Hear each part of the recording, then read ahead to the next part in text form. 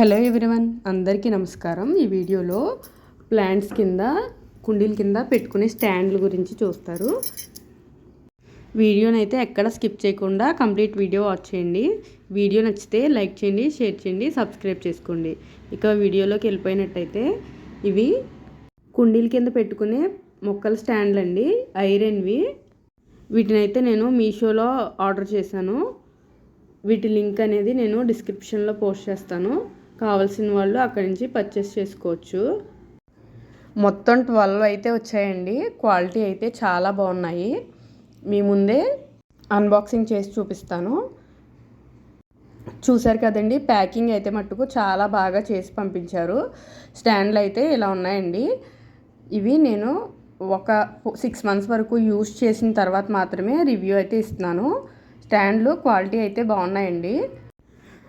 కొంచెం పెద్ద కుండీల కింద కూడా పెట్టి చూసామండి, క్వాలిటీ అయితే బాగున్నాయి.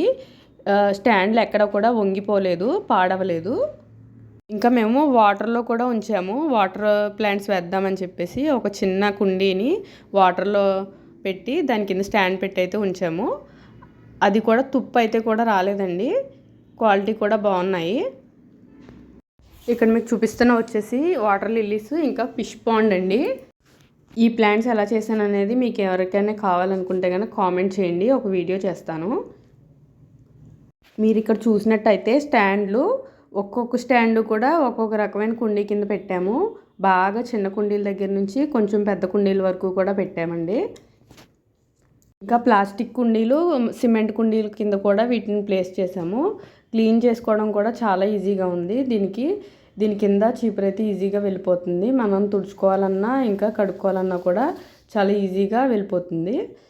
ఈ స్టాండ్లు షేప్ వచ్చేసి రౌండ్ షేప్ అండి.